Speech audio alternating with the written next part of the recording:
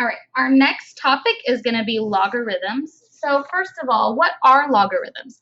Logarithms are just another way that we can express exponential functions. So if we look at this logarithmic form here, we read this as log base b of a is equal to x. Now this represents the same information as if I had an exponential form, b to the x power is equal to a. They both mean the same thing, they're just written in different ways. So we can write things from logarithmic form to exponential form and vice versa. So the first thing we're going to practice is going from logarithmic form to exponential form.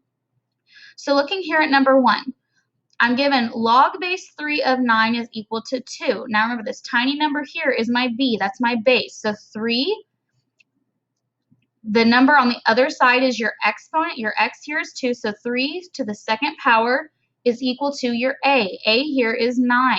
So 3 squared is equal to 9. So I was given the problem in logarithmic form, and I just rewrote it in exponential form. Let's look at number 4. My base is 2. Log base 2 of 16 is equal to 4. So remember, tiny number is your base. The number on the right side is your exponent. So 2 to the 4th power is equal to a. A is the big number. So 2 to the 4th power is equal to 16. So again, this is going from logarithmic form to exponential form. But what if I want to go the other way around? I'm given exponential form and I want to write it in logarithmic form. Now, if you look over here to the left, I've rewritten their relationship. So number 1, 14 squared is equal to 196. So 14 is, again, my base, x is my exponent, and a is my number. So log base, here my base is 14 of a is 196, is equal to x is 2. Okay, let's do another one. Let's do number 11.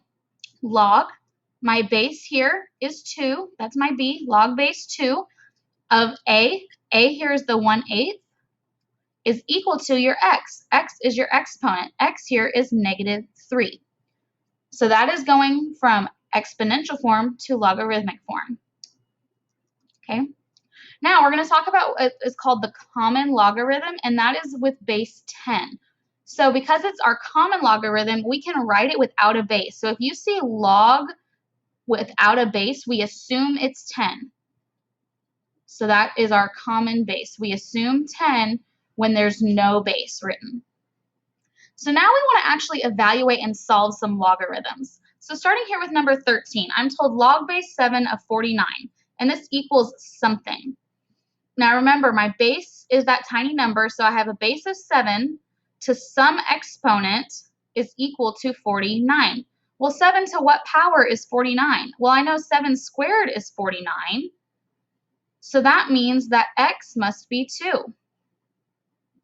Okay, let's look at number 15, log of 100. Now, I'm not given a base, so remember, when I'm not given a base, we assume it's 10.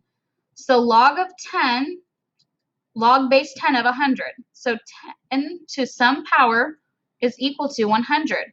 Well, I know that 10 squared is equal to 100, so that means that that power must also be 2. Okay, let's look at another one. Let's look at 17. Log base 2 of 64.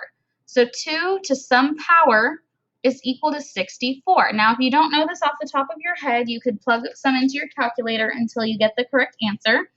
But I know that 2 to the 6th power is 64.